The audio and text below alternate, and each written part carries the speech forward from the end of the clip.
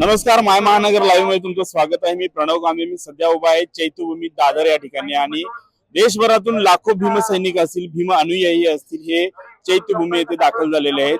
जर आपण पाहिलं तर अनेक संघटना असतील, संस्था असतील, यांच्या माध्यमातून विविध उपक्रम राबवले जात आहेत। तसंच आपण सध्या उभा आहे वंचित बहुजन आघाडीच्या या उपक्रमाच्या ठिकाणी। ज्या जर आपण मागे पाहिलं तर वंचित बहुजन आघाडीने मनुस्मृती आणि RSS विरुद्ध सह्यांची मोहीम आखलेली आहे आणि आपण त्या संदर्भात आपण बातचीत करणार आहोत। आपल्यासोबत बोलण्यासाठी वंचित बहुजन आघाडीचे कुर्ला तालुका अध्यक्ष स्वप्नील जवळगेकर आहेत, त्यांच्याशी आपण बातचीत करणार आहोत। या उपक्रमाला म्हणजे हा उपक्रम नेमका काय आहे ते आम्हाला समजून।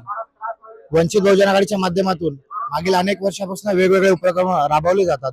बिल्किस बानोचं प्रकरण असेल किंवा ईव्हीएमच्या बॅनचा मुद्दा असेल, त्यावेळेस देखील आम्ही स्वाक्षरी मोहीम राबवली होती आणि देशामध्ये RSS सारखी जी नोंदणीकृत संघटना नाहीये, अशा संघटनेला इथलं सरकार पाठीशी घालतंय आणि ते देशात माजवण्याचं काम करतात आणि RSS ला मनुस्मृती लागू करायचे आणि बाबासाहेबांनी मनुस्मृती जाळलेली होती आणि हा देश बाबासाहेबांच्या संविधानावरती चालतो ना की मनुस्मृतीवरती।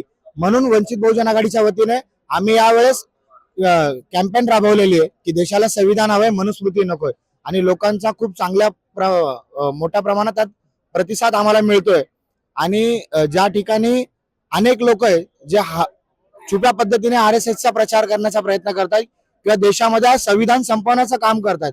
जर आपण मागच्या काही दिवसातलं या सरकारचं धोरण बघितलं तर नावं बदलत असताना त्या एका रिलिजनला धरून, एका जातीला धरून ते नावं या देशातल्या अनेक ज्या सरकारी यंत्रणा आहेत किंवा सरकारी निवास आहेत त्याचे नावं बदलण्याचं काम करतात आणि छुप्या पद्धतीने संविधान संपवण्याचं काम करतात। तर त्याला एकमेव असा पक्ष आहे वंचित बहुजन आघाडी की उघडपणे विरोध करतो। RSS ला विरोध करणारा देशामध्ये आणि RSSच्या कार्यालयावरती आदरणीय सुजाता आंबेडकर यांनी मोर्चा काढला होता। हा देशातला एकमेव पक्ष आहे की जो RSS ला उघडपणे विरोध करतोय। जर आपण पाहिलं तर RSS सारख्या संघटनेला तुम्ही विरोध करण्यासाठी साक्षरी मोहीम इथं आखली आहे, मात्र पोलिसांकडून किंवा प्रशासनाकडून तुम्हाला काही या संदर्भात काही नियम वगैरे दिलेत किंवा काही विरोध वगैरे झाला, प्रशासनाने काय तुम्हाला या संदर्भात विरोध वगैरे केला? पोलिसांकडनं मोठ्या प्रमाणात विरोध आला होता, परंतु आम्ही त्यांना मागणी केली की जर RSS नोंदणीकृत संघटना असेल तर त्याचे पुरावे आम्हाला द्या।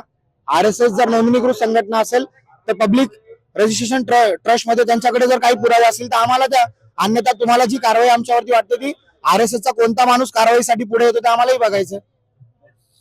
तर हे होते स्वप्नील जवळगेकर यांनी स्वाक्षरी मोहीम आखलेली आहे। इथे जर आपण पाहिलं तर अनेक भीमसैनिक असतील किंवा भीम अनुयायी असतील जे स्वाक्षरी करताना आपल्याला पाहायला मिळतात।